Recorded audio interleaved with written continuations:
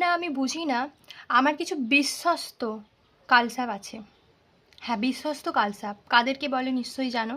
সেই বন্ধু বান্ধবীগুলো যাদেরকে আমি খুব ভালো চিনি, যারা আমার খুব ক্লোজ, মানে তাদের সাথে আমার অনেক দিনের আলাপ পরিচয়, সেই সমস্ত বন্ধু বান্ধবীদেরকে ছাড়া ছেলেদের কাছে খুব কম নাম্বার আছে, মেয়েদের কাছেই বেশি আছে।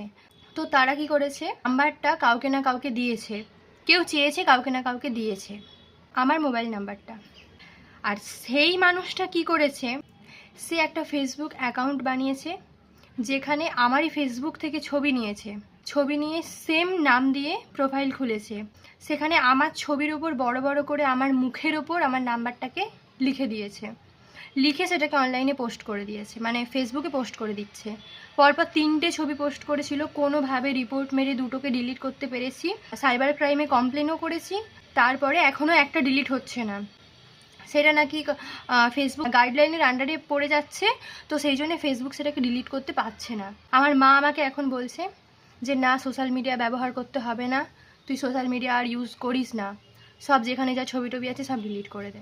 মানে মেয়েদের সাথেই এটা হয়, কোনো ছেলেদের সাথে এটা হয় না। যত দোষ মেয়েরাই করে। আমার কি দোষটা ছিল এখানে? আমি বান্ধবীগুলোকে বিশ্বাস করে নাম্বার দিয়েছিলাম। আমি জানি এটা ছেলের থেকে বেশি ভালো মেয়েরাই করতে পারে। মেয়েরাই জিজ্ঞেস না করে নাম্বারটাকে মানে পাচার করে দেয়। ওরা ভাবে আমি নাম্বার পাচার করে দিলাম মানে আমি একটা বিশাল কিছু করে ফেললাম। আমিও তো পারলে করতে পারি, আমি তো কখনো এরকম কাজ করিনি। আমি এখন বুঝতে পারছি না আমি কি করব। মানে প্রত্যেক দিন আমার ফোনে কল আসছে, এত পরিমাণ কল আসছে যে আমি কল ফরওয়ার্ড করে দিয়েছি, যে কোনো ফোন যেন আমার ফোনে না ঢোকে। কারোর কল হোয়াটসঅ্যাপে, তারপরে তারা সরাসরি হোয়াটসঅ্যাপে কন্ট্যাক্ট করছে। কাল রাতে আমি ঘুমিয়ে গেছি, কোনো একটা অভদ্র ব্যক্তি 6বার ফোন করেছে, 6বার। কখনো ভয়েস কল, কখনো ভিডিও কল, মানে ওটা সাইলেন্স হয়ে যাচ্ছিলো আননোন নাম্বার বলে। আর ওটা যদি সাইলেন্স না হতো আমার তো বাড়ির লোক বের করে দিত ওই রাতেই। মানে ভাই তোরা কেন করিস এই রকম? কাউকে না জিজ্ঞেস করে তার নাম্বারটা কেন কাউকে দিস? আবার সেই ছেলেগুলো ফোন করে আমাকে কি বলছে, তোমার নাম্বারটা আমি পেলাম তোমাকে রাস্তায় দেখে। মানে আমি তো বুঝতে পারি না, আমার মুখে আমার নাম্বার লেখা থাকে।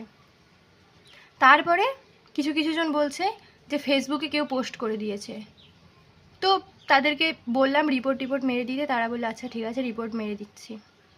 আমি বুঝতে পারি না বান্ধবীগণ, তোরা কেন এত বড় বাঁশ নিয়ে আসিস সব সময়? এইবারে আমি যে নাম্বারটা চেঞ্জ করব, আমি কলেজ গিয়েও দেবো না, আমি কলেজেও নাম্বারটা রাখবো না, কোথাও রাখবো না। বাড়ির লোক ছাড়া কাউকে বিশ্বাস করে নাম্বার দেওয়া উচিতই নয়।